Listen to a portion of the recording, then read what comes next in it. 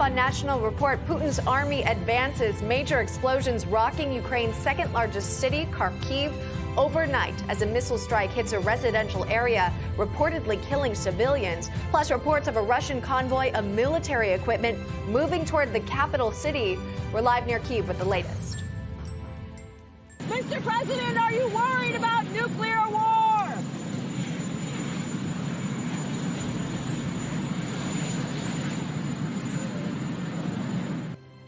President Biden facing major questions. Should the American public be concerned about Putin's nuclear threats? This as he's preparing for his first State of the Union tonight. And Newsmax has got you covered. We've got coverage of President Biden's State of the Union address begins right here, of course, all throughout the morning and day. And then tonight, special coverage at 8 p.m. with Eric Bolling and Lindsay Keith. And then we'll air, of course, his speech in its entirety, 9 p.m. Eastern, right here on Newsmax. Hello, everyone. Busy news day. Welcome to a second hour of National Report. We're glad you're here. Right. I'm Emma Reckenberg. Say that again. I'm Daniel Cohen. I'm here for Sean. He's off this week. We have some jam-packed news leading up to President Biden's first State of the Union tonight, 9 p.m., like Emma was just saying. Watch it right here with us on Newsmax. Plus, our very own congressional correspondent Kilmany Dukart will speak exclusively to lawmakers later in the hour to gauge their temperature ahead of the State of the Union address tonight. Meantime, we're following international news. Putin's army pummeling Ukraine. A huge explosion rocking Ukraine's second largest city, Kharkiv, overnight as a missile strike reportedly hitting a government building in an apparent assassination attempt. Let's go now to our correspondent Sarah Williamson, live on the ground in Ukraine with the latest. Sarah, good morning.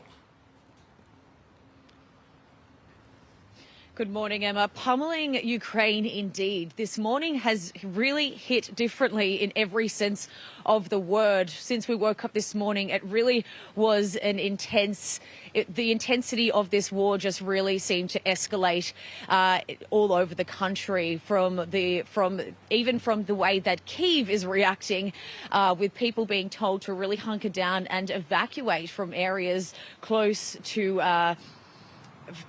being told to evacuate from any areas close to any government buildings. Now, this situation involving that 40-mile column that we have been, everyone has been talking about that has really been one of the main topics this morning.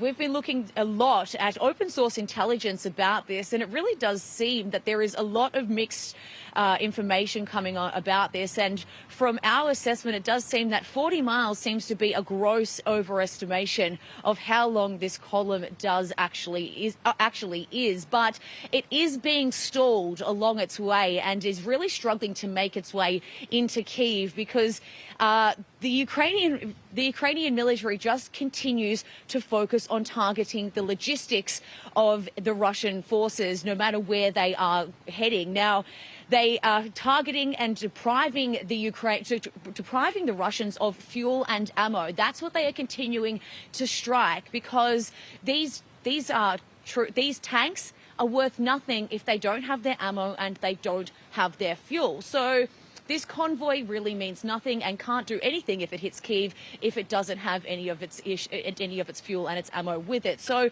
the threat level of Kyiv is actually high at the moment.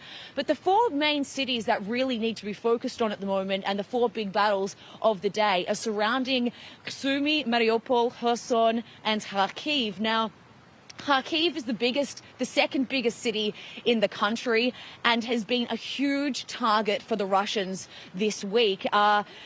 10 people were killed today in that government building target that we saw. There's been a video that has really just been circulating the internet today with that enormous strike on it. And that's not the first target that we've seen that has really targeted civilians and killed civilians. Over the past couple of days, we've seen a lot of video of those cluster bombs that have been targeting residential areas in that city. And Kherson as well, in the southeast of the country, now has a lot of troops on the ground who have actually there's lots of reports coming out of local media at the moment showing that the Russian army is actually taking people as prisoners in that area, which is really scary considering they're saying they're not targeting civilians at all.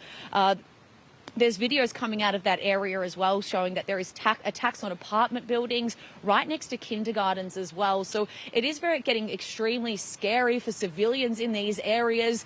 The troops in these areas are struggling as well. There is heavy Russian forces in both of these areas. But still, these are the main issues that we're hearing. These are the main centers, the main cities that are under high attack. But still, Kyiv remains under high alert as Russia still manages to gain ground and is continuing to make that their focus there as well. Yeah, civilians now stuck in the path of war. Apparently, those talks we saw yesterday between delegations unsuccessful in Belarus.